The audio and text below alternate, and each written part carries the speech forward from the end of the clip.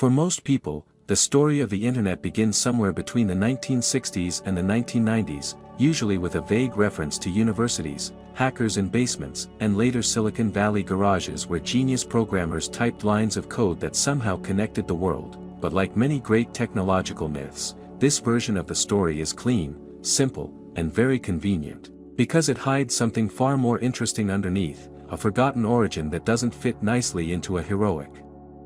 narrative, an origin that doesn't start with social networks, browsers, or startups, but with fear, nuclear war, and a question so unsettling that it forced engineers to completely reinvent how communication itself worked. And if that sounds intriguing already, stay with me, because by the end of this story you may never think about the internet the same way again. And while you're here, it's always worth subscribing to the channel, because stories like this are exactly what Patent Wars is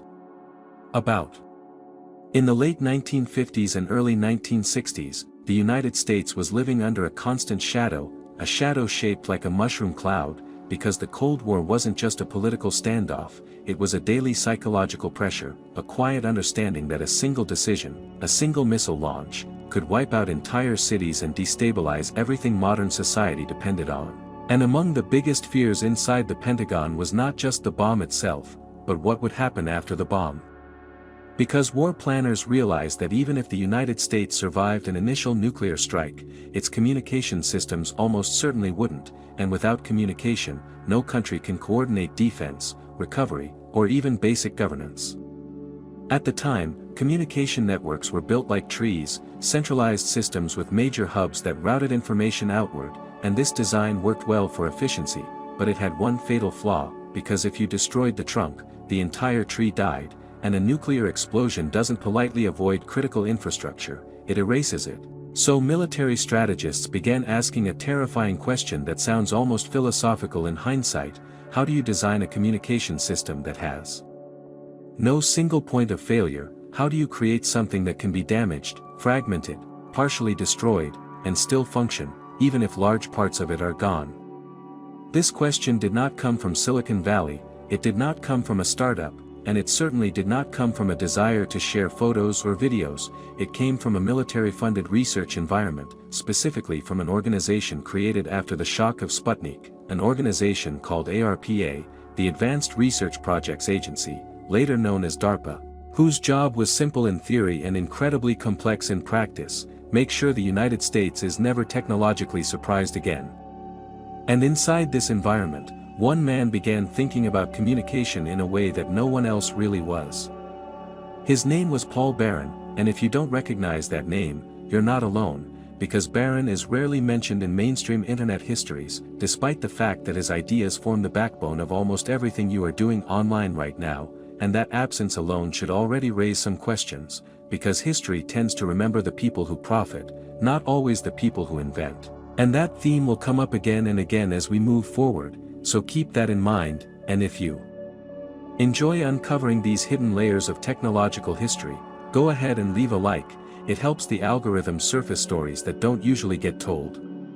Paul Baran was not trying to invent the internet as we know it, because that concept didn't even exist yet. What he was trying to do was solve a problem that traditional engineers thought was nearly impossible. He wanted to design a communication system that could survive massive physical destruction, and instead of relying on centralized switching stations, he proposed something radically different: a distributed network where every node could communicate with multiple other nodes, rerouting information dynamically depending on which parts of the network were still alive. And while that may sound obvious today, at the time it was almost heretical. To understand how radical this idea was, you need to remember that telecommunications in the mid-20th century was dominated by circuit switching, a model where a dedicated path is established between sender and receiver, like a phone call, and that path stays open for the entire duration of the communication, which is efficient for voice but incredibly fragile, because if any part of that path is destroyed, the whole connection collapses. And Baran looked at this and essentially said, what if we stop treating communication like a phone call and start treating it like a flow of information that can be broken into pieces, sent independently, and reassembled at the destination?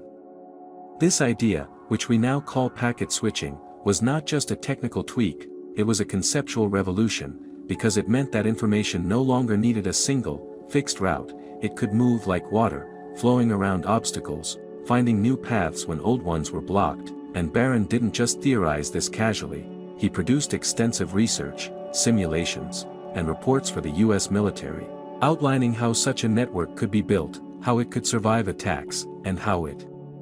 could outperform existing systems in resilience, and all of this happened before most people had ever touched a computer.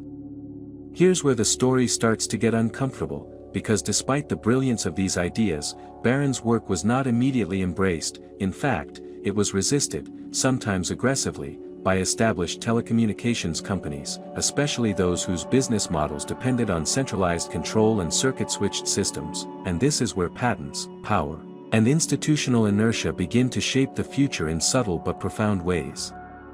AT&T, which dominated telecommunications at the time, famously dismissed packet switching as impractical, unnecessary, and incompatible with their existing infrastructure, and this wasn't just a technical disagreement, it was an economic one, because adopting Baran's ideas would require rethinking the entire architecture of communication, potentially undermining decades of investment and control, and if there's one thing large corporations tend to resist, it's change that threatens their dominance, even if that change is objectively superior. As a result, Baran's work existed in a strange limbo, respected within certain military and academic circles, but largely ignored by the commercial world, and this is where the myth of the Internet begins to diverge from reality, because when later projects like ARPANET are discussed, they are often framed as spontaneous breakthroughs, as if the idea of packet-switched networking appeared fully formed in the late 1960s, when in reality, the intellectual groundwork had been laid years earlier by someone whose name rarely makes the headline. What's even more fascinating is that similar ideas were being developed independently in other parts of the world, most notably by Donald Davies in the United Kingdom, who also coined the term packet, and this parallel development tells us something important, that the need for resilient, efficient communication was becoming unavoidable as computing power increased. But while Davies is sometimes acknowledged in technical histories, the broader public narrative still compresses everything into a neat origin story that skips the messy, contested reality of invention. And this brings us to a crucial question that sits at the heart of this episode: if the core ideas behind the Internet existed before the Internet, and if they were developed by people like Paul Baran under military funding, why do we remember the Internet as a product of universities, startups, and entrepreneurs, rather than as the outcome of Cold War survival planning? And the answer has less to do with technology and more to do with storytelling, patents, and who gets to define innovation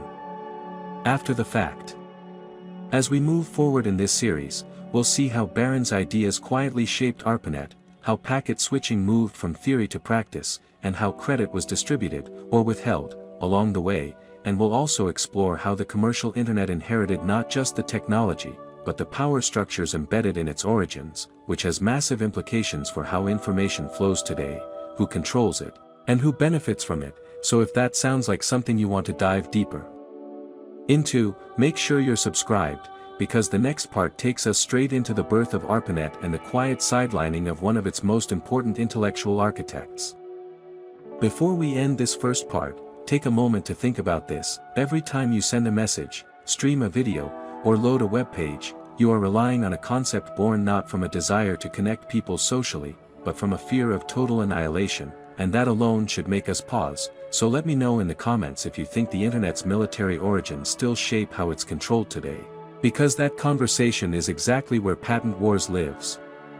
When ARPANET finally begins to appear in history books, it often arrives like a miracle, a sudden spark of innovation where computers began talking to each other for the first time, but that framing hides a much slower, more political process, one where ideas already existed, funding dictated direction, and recognition followed power rather than originality, because ARPANET was not born from a vacuum. It was born from a series of decisions made inside military offices, research institutions,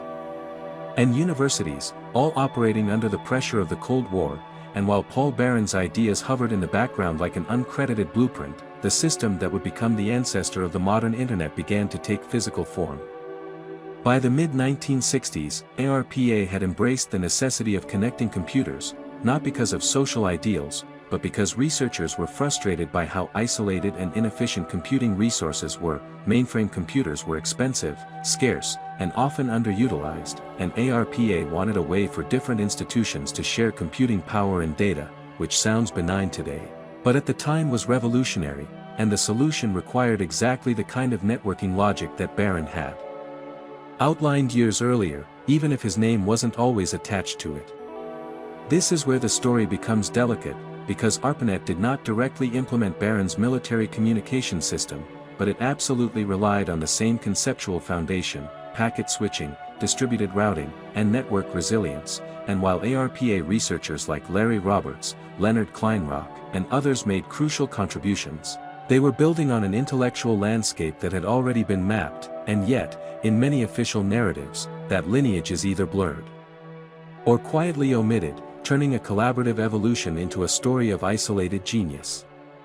Leonard Kleinrock, for example, is often credited with providing the mathematical theory behind packet switching, and his work on queuing theory was undeniably important, but theory alone does not create a working network, and this is where the difference between recognition and contribution becomes apparent. Because Paul Baran had already demonstrated through extensive simulations that packet-based networks could function under extreme conditions, including massive node failure, which was the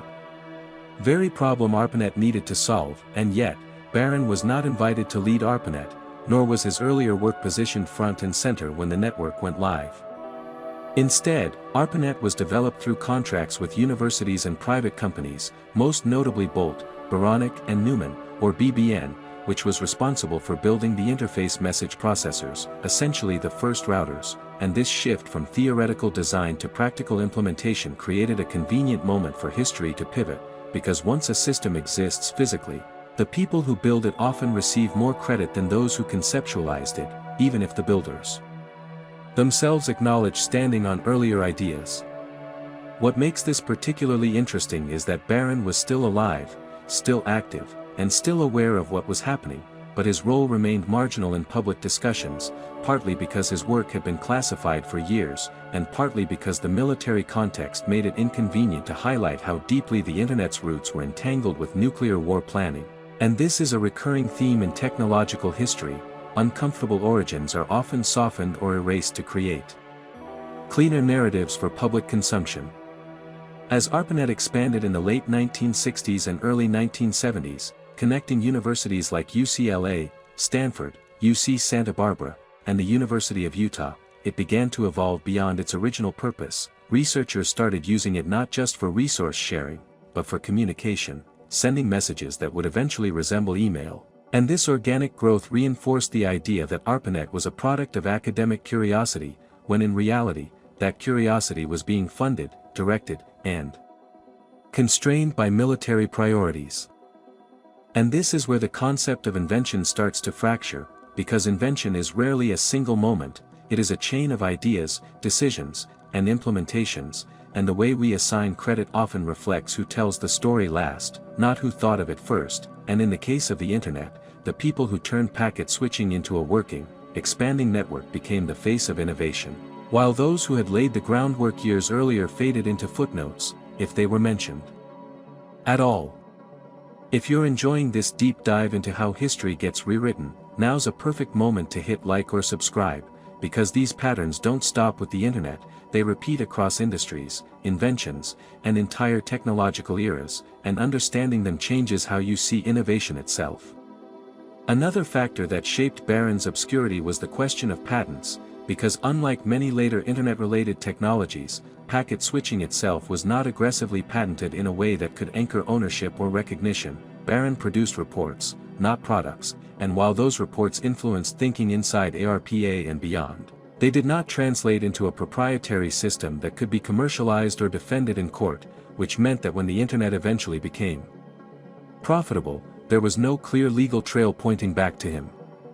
This absence of patents is not a coincidence, it reflects the military research environment of the time, where the goal was strategic advantage rather than personal profit. But as the Internet transitioned from a defense project to a commercial platform, that lack of formal ownership made it easier for later players to step in, build on existing ideas, and present themselves as pioneers. And this is where the narrative truly begins to shift, because once money enters the picture, history becomes negotiable. By the time the term Internet began to circulate more widely, the foundational work of the 1960s had already been abstracted into protocols, standards, and engineering practices, and names like Baran were no longer necessary to explain how the system worked, which raises an uncomfortable thought. How many foundational contributors disappear simply because their work becomes invisible once it's embedded into infrastructure? And if that question resonates with you, drop a comment below, because this channel thrives on conversations that challenge the official versions of innovation.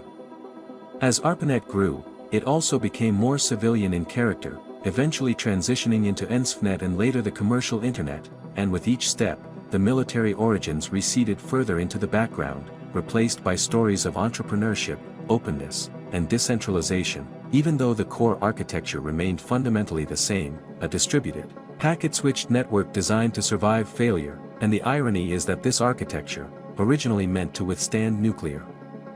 war, would later be celebrated as a symbol of freedom and global connection. Paul Baran, meanwhile, moved on to other projects, contributing to fields like cable television and broadband communication, continuing to innovate without fanfare, and when he was eventually recognized later in life, it was often in niche circles, awards, technical honors, and academic acknowledgments that rarely penetrate popular culture. And this delayed recognition tells us something important. That being first is not enough, you must also be visible, marketable, and aligned with the story people want to tell. In the next part, we'll zoom out even further, looking at how the Internet's origin story was simplified for mass consumption, how Silicon Valley mythology reframed collective invention as individual genius, and how the absence of figures like Baran wasn't accidental, but structurally convenient. So if you want to understand not just how the Internet was built, but how its story was curated, you won't want to miss what comes next. And as always, subscribing keeps you plugged into the side of technology history that rarely makes it into textbooks. Take a moment to think about this before we continue. If the Internet had been publicly framed from the beginning as a military survival system rather than a tool of openness, would we trust it the same way today, or does the myth matter as much as the technology itself? By the time the Internet began to drift out of laboratories and military budgets and into the public imagination, something subtle but powerful was already happening. The story was being cleaned up, simplified, and reshaped into something people could emotionally connect with, because raw technical history is messy, full of committees, reports, funding battles, and incremental progress. And that kind of story doesn't travel well outside academic circles, so what emerged instead was a myth, a story with heroes, moments of brilliance, and a sense of inevitability, and once a myth takes hold, it becomes remarkably resistant to correction. In this process, the Internet was no longer framed as the outcome of Cold War anxiety or nuclear survival planning, but as a triumph of collaboration, openness, and academic curiosity, which is not entirely false, but deeply incomplete, because the earliest decisions that shaped the network were driven by fear, redundancy, and control, not by ideals of free expression or global connection. And yet, those motivations were quietly removed from the narrative, replaced with a more comfortable origin story that fit the cultural mood of the late 20th century. This is where Silicon Valley enters the picture, not as the birthplace of the Internet's architecture, but as the stage where its mythology would be perfected, because Silicon Valley excels at turning complex systems into simple stories, often centered around individuals rather than institutions, and this tendency reshaped how innovation itself was understood. Progress became the result of visionary minds, not collective effort, and technology became something that appeared suddenly, rather than something built slowly over decades. In this framework, there was very little room for someone like Paul Baran, an engineer whose most important work existed in technical papers, simulations, and classified reports, rather than products or charismatic public appearances, and more importantly, his story didn't fit the emotional arc Silicon Valley prefers. There was no garage startup, no dramatic breakthrough moment, no IPO, and no billionaire transformation, just a series of deeply influential ideas quietly absorbed into the bloodstream of modern technology. At the same time, the Internet's technical evolution accelerated rapidly. Protocols like TCP/IP standardized communication networks expanded internationally, and the system began to feel organic, almost natural, as if it had grown on its own rather than being deliberately engineered, and this sense of inevitability further erased the human decisions behind it. Because when something feels inevitable, we stop asking who shaped it and why. This shift also coincided with the rise of personal computing and consumer technology, which reframed the internet not as infrastructure, but as experience, email, websites, forums, and later social media, and as the user-facing layer grew more visible, the underlying architecture faded from public awareness, and with it, the people who designed that architecture. And this is a crucial moment in understanding how Baran and others were sidelined, because once technology becomes invisible, so do its creators. There is also a geopolitical layer to this forgetting, because acknowledging that the internet was born from military logic complicates narratives about freedom, neutrality, and openness. It raises uncomfortable questions about surveillance, control, and power, and while those questions are unavoidable today, in the early days of commercialization, they were inconvenient, so the story was adjusted, not through explicit deception, but through selective emphasis, highlighting certain contributors, while downplaying others. And this is not unique to the internet, it's a pattern that repeats across technological history. The closer an invention gets to becoming foundational infrastructure, the more its origins are smoothed out, sanitized, and depersonalized. Electricity, aviation, GPS, and even modern medicine all follow this trajectory. Early chaos gives way to clean timelines, and complexity is replaced with clarity, even if that clarity comes at the cost of truth. Paul Baran's absence from mainstream narratives is a textbook example of this process, because his contribution was too foundational to be marketable, too early to be dramatic, and too military to be inspirational, and so he remained in the background, known to experts, cited in papers, respected by peers, but largely invisible to the public, and this invisibility was not the result of a single decision, but of many small choices made over decades about what kind of story the internet was allowed to be. If this is making you rethink how innovation stories are told, that's exactly the point of this channel, and if you haven't already, subscribing helps keep these deeper conversations alive, because the more we understand how myths are constructed, the better we can question the ones we're living inside right now. As the 1990s arrived and the internet exploded into popular culture, the mythology hardened even further. Media outlets, books, and documentaries began repeating the same simplified origin story, often focusing on a handful of recognizable names and moments, and once those narratives were established, they were echoed by educators, journalists, and even technologists themselves, not necessarily out of malice, but because challenging a dominant story requires effort, nuance, and a willingness to complicate something people think they already understand. Meanwhile, Baran himself rarely positioned himself as the inventor of the internet, which further contributed to his obscurity. He spoke carefully, emphasizing collaboration and evolution rather than personal credit, and while this humility is admirable, it also reveals something uncomfortable about how recognition works. Those who shout the loudest are remembered, while those who build the foundations often disappear beneath them. There's also a structural reason his story remained niche. Baran's work existed primarily in documents, not artifacts. There was no Baran machine or consumer product to point to, just ideas that were implemented by others, and in a culture that values tangible outcomes over conceptual breakthroughs, this kind of contribution is easy to overlook, even though without it, the tangible outcomes would not exist at all.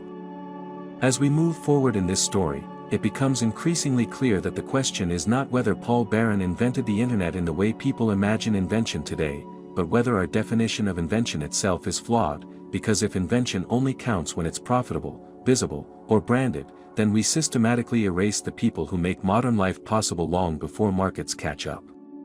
In the next part, we'll follow what happened when the internet stopped being a government experiment and became a commercial battlefield, how companies, patents, and platforms rewrote the narrative once again, and how the absence of early figures like Baran made that rewrite easier. So take a breath and drop your thoughts in the comments if this resonates. When the internet crossed the invisible line from public research project to commercial platform, its identity changed almost overnight, and with that change came a new set of incentives, new power structures, and a new way of telling its own history, because once something becomes profitable, the story surrounding it becomes an asset, something that can be shaped, simplified, and leveraged. And this transition would ultimately seal the fate of many early contributors, including Paul Baran. whose work became increasingly difficult to place within a narrative dominated by companies rather than concepts. The 1980s and early 1990s marked a critical turning point, as government funding gradually gave way to private investment, and the Internet's backbone shifted from military and academic control to commercial networks. And while this expansion brought accessibility and innovation, it also introduced competition, branding, and ownership into a system that had previously been defined by cooperation and shared standards. And this shift didn't just change how the Internet functioned, it changed how its origins were remembered. Suddenly, the story needed new protagonists, not engineers writing reports, but entrepreneurs building platforms, venture capitalists funding startups, and companies racing to dominate markets. And in this environment, historical nuance became a liability, because complexity doesn't sell nearly as well as clarity, and clarity usually comes in the form of a single origin point, a founding moment, and a small cast of recognizable figures. This is where the absence of early patents became especially significant, because while protocols like TCP/IP were open by design, later layers of the Internet were aggressively patented: browsers, compression algorithms, streaming technologies, advertising systems, and recommendation engines, all of which created a legal and economic structure that rewarded those who arrived later, but were better positioned to monetize. And in this ecosystem, the architects of the foundation were functionally invisible.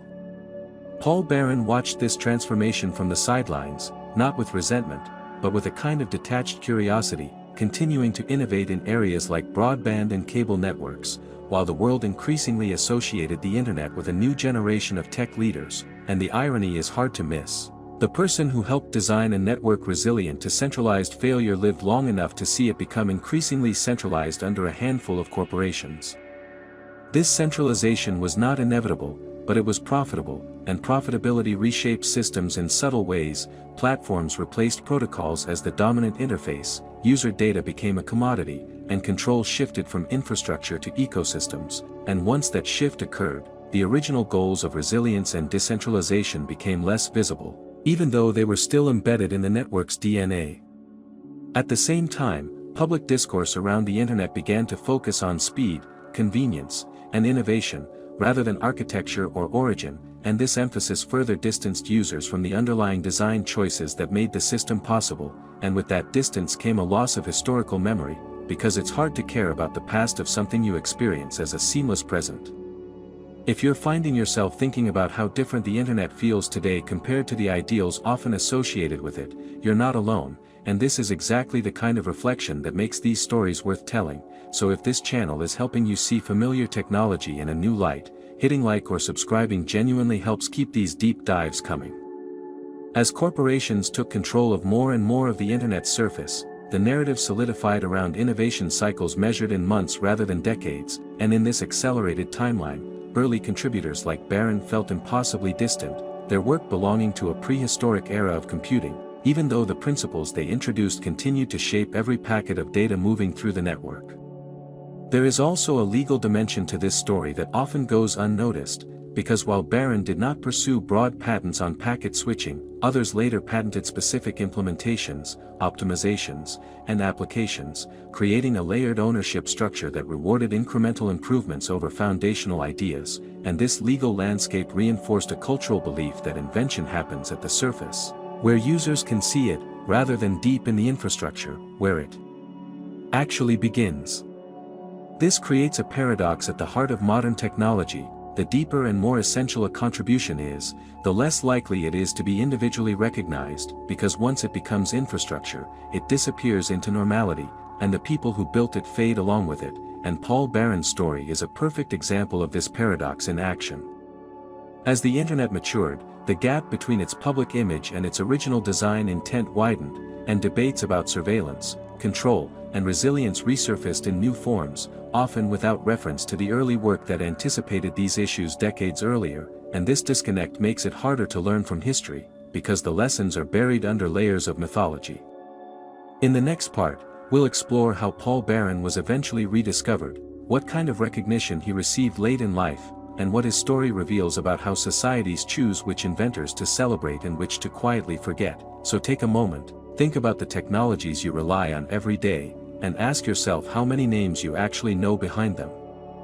By the time Paul Baran's name began to reappear in conversations about the Internet's origins, the technology he helped shape had already become so deeply woven into everyday life that its beginnings felt almost mythological, and this late recognition says less about Baran himself and more about how societies decide when and how to acknowledge foundational contributions. Because recognition often arrives only when it is no longer disruptive to existing narratives. In the 1990s and early 2000s, as historians of technology began revisiting the early days of networking, Baran's work started to resurface in academic papers, retrospectives, and interviews, and within technical communities. His influence was never truly forgotten, but what changed was the willingness of the broader public to engage with a more complicated origin story, one that included military funding, Cold War paranoia, and a long chain of incremental innovation rather than a single eureka moment. Baran himself approached this renewed attention with characteristic restraint, often emphasizing that the Internet was the result of many people's work, not just his own, and while this humility reinforces his credibility, it also highlights a structural problem in how we tell technological histories, because narratives that resist simplification tend to lose out to those that offer clear heroes and villains, and Baran refused to cast himself as either. This raises an important question about what it means to invent something, because if invention is defined by who builds the first working system, then Baran was not the inventor of the Internet, but if invention is defined by who articulated the core principles that made the system possible, then his claim becomes much stronger, and this ambiguity is precisely why his story remained on the margins for so long. It didn't fit neatly into existing categories.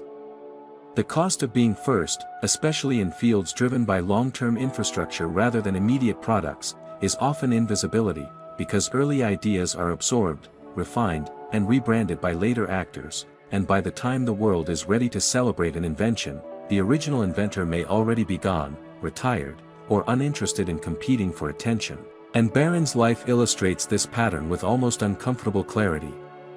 Despite this, his influence did not go entirely unrecognized. He received prestigious awards, including the National Medal of Technology, and his work was cited as foundational by many who followed, but these honors rarely penetrate popular culture. They don't shape documentaries, textbooks, or viral narratives, and so the gap between expert knowledge and public understanding remained. There is also a deeper philosophical lesson embedded in Baran's story, because the Internet, as we experience it today, reflects both his vision and its distortion. It is resilient, distributed, and adaptable, but it is also increasingly centralized, monitored, and commercialized, and this tension mirrors the broader conflict between infrastructure designed for survival and systems optimized for profit.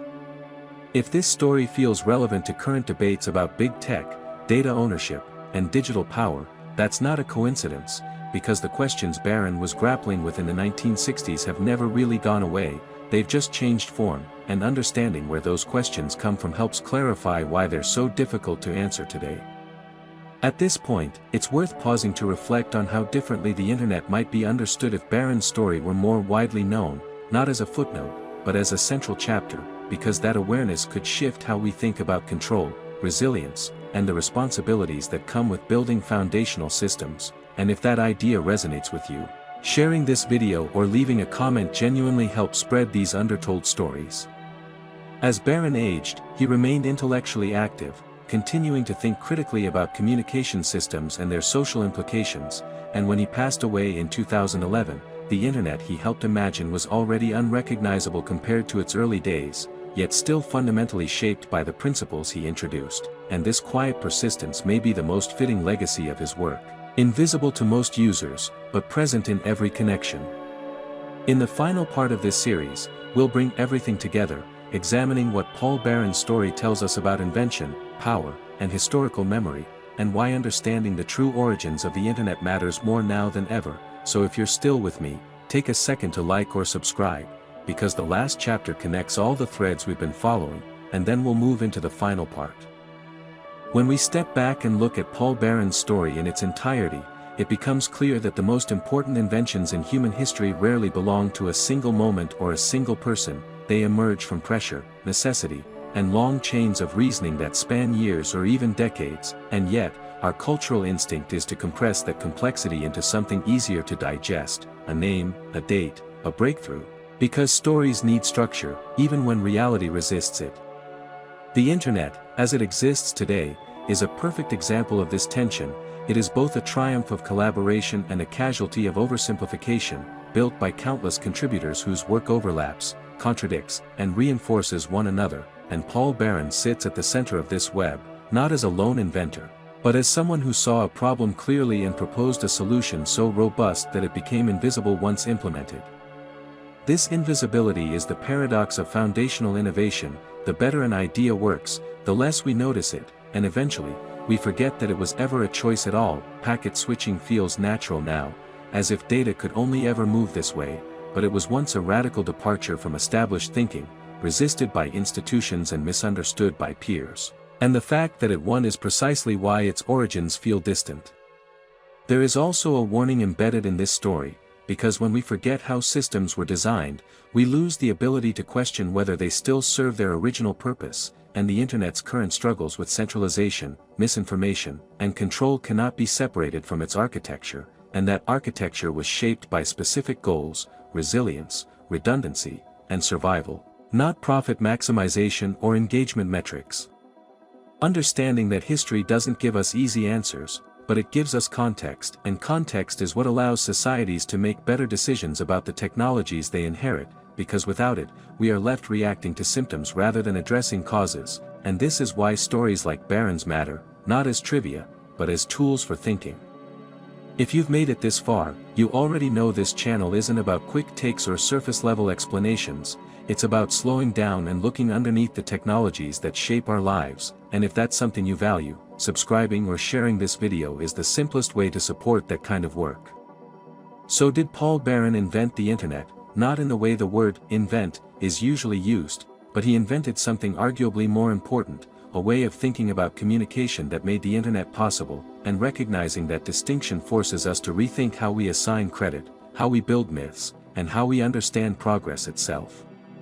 As you go back to using the internet after watching this, sending messages, streaming videos, scrolling through feeds, remember that every packet of data moving through the network carries with it a piece of this history, a design choice made decades ago by people who could not have imagined how central their work would become, and among them, Paul Baran stands as a reminder that shaping the future does not guarantee recognition, only impact.